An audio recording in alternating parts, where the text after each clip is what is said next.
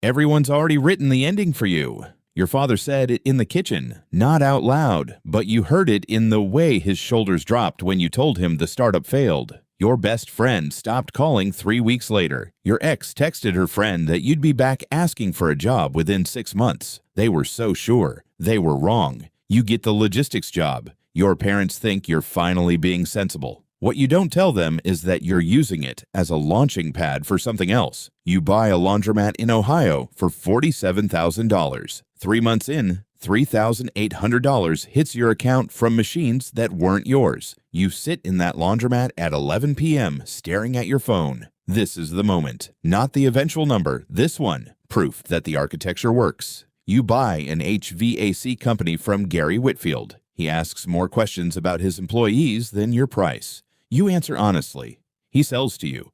Your father reads an article about it at work. He recognizes the company name, doesn't mention it to you, but your sister says he showed it to her. That silence means something. By year 3, you own 5 businesses, $800,000 in annual profit. You meet Angela Foster at a soccer game. You don't pitch her, you just exist quietly. She calls a week later and wires $75,000 without asking twice. The first person outside your family who believed you after the failure. Everything is working. Then year 4 hits like a punch. One of your acquired companies, a pest control outfit you bought from a guy named Terry, starts bleeding money. Quietly at first, then visibly. You're sitting with your accountant Karen and she slides the numbers across the desk.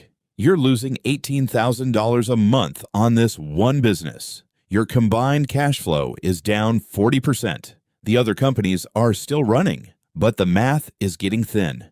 Your personal guarantee on the bank debt is still sitting on that house you bought with your wife. If this spiral continues, you're looking at 6 months before default territory. You're 32 years old and about to become a 2-time failure. Your father calls your sister. She mentions it to you casually. He's asking if you're okay. The implication is clear. He knew you'd crash again. Your best friend sees a news article about a business closure in your portfolio. He doesn't text, but he sees it. Sees that maybe they were right about you after all. You sit in your car one night, credit card bills on the passenger seat, and you do the math. You could walk away, take the L, go back to the logistics job full-time, become what they thought you were.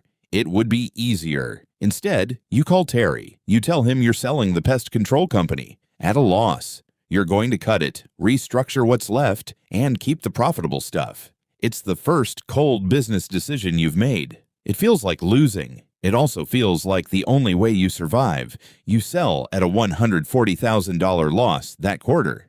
But something shifts after that.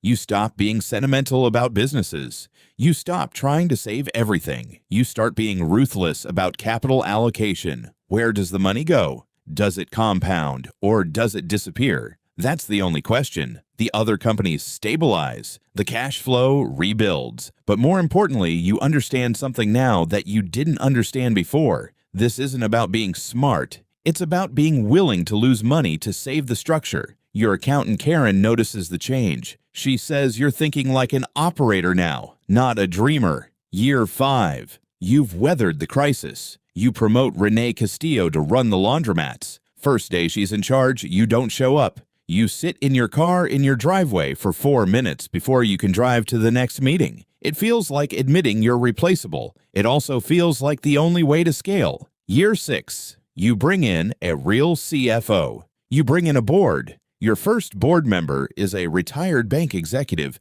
named Howard Prescott. He asks for audit quality financials. You build them. The holding company structure becomes real. Year 7, the calls start coming in. Private equity groups, family offices. Everyone wants to buy. An Atlanta-based firm offers $52 million. You turn them down. Your wife asks why. You tell her the truth. You're not building to sell. You're building to keep. That decision matters more than any number. Year 9, $380 million in portfolio value, but the real payoff comes from your father. He calls you, not your mother, your father. He says he's been reading about you online, saw an acquisition you made, wanted to know if it was true. You tell him yes. He goes quiet. Then he says, "I owe you an apology." You don't know what to say. He's not asking for forgiveness. He's just stating a fact. He was wrong, and he knows it. You tell him it's fine. You meant it. It was never about convincing him. Year 10. The email lands on a Tuesday morning. Your accountant Karen sends the quarterly summary. You're standing in the kitchen, coffee in hand, and you read the line twice.